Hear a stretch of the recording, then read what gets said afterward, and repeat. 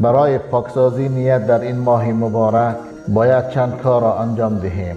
نخستین توبه صمیمی، دوم بعد از حمد و ثنای خداوند منان و درود به پایان بر رسول آخر زمان و علی آله و اصحابه و من تبعهم باحسان و الله متعال راضی باشد از تمام ایشان. دوستان عزیز، ما و شما در آستانه ماه عبادت، ماه مغفرت، ماه نزول قرآن، ماه برکت و ماه رحمت الهی قرار داریم. الله متعال این ماه را برای پاکسازی دلها و تقویت ایمان قرار داده است. دوستان عزیز، الله متعال این ماه را برای بندگانش یک فرصتی خیلی مهم شمرده است. پس دوستان عزیز، می باید هر یکی ما و شما این فرصت الهی را غنیمت دانیم و از هر یک لحظه آن استفاده ببریم. در آستانه این ماه مبارک یکی از مهمترین آمادگی ها این پاکسازی نیت می باشد. نیت خالص شرط قبول عمل است. الله متعال در قرآن کریم در سوره بینه می فرماید و با آنها امر نشده بود مگر اینکه الله متعال را با اخلاص دین، یعنی با نیت پاک عبادت کنند. رسول الله صلی الله علیه و سلم نیز در حدیث مشهور خود می فرماید هر عمل به نیت وابسته است و هر کس برای آن چیزی خواهد رسید که نیت کرده است.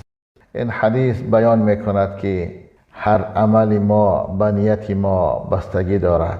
اگر عبادت ما برای رضای خداوند باشد پس آن قبول می شود، ولی اگر برای نمایش یا مقصدهای دنیوی باشد پس هیچ فایده نخواهد داشت. صحابه کرام و علما و اولیاء با نیت خالص در همه عبادتهای خود اهمیت خاص می دادند.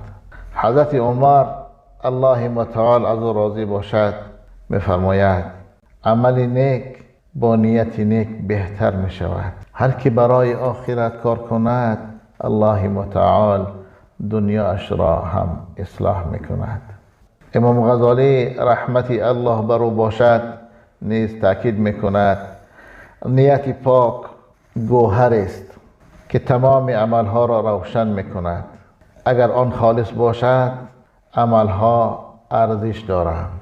پس دوستان عزیز، سوال بر میان می آید که چطور نیت را برای ماه رمضان پاک سازیم؟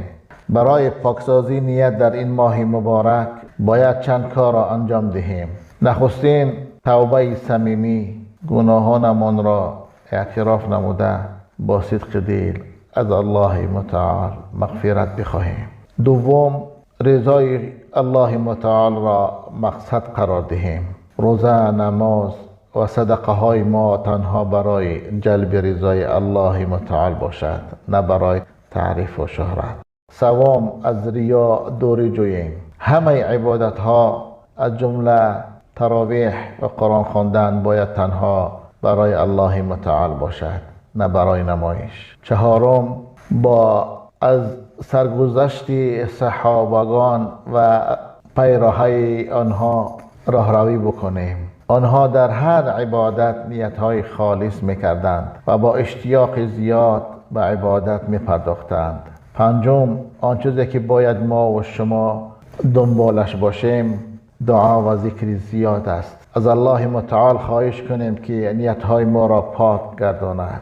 ای پروردگارا، اعمال ما را خالص برای رضایت بگردان و برای ما در ماه رمضان برکت و رحمت و مغفرت و آزادی از عذاب دوزخ را عطا بفرما.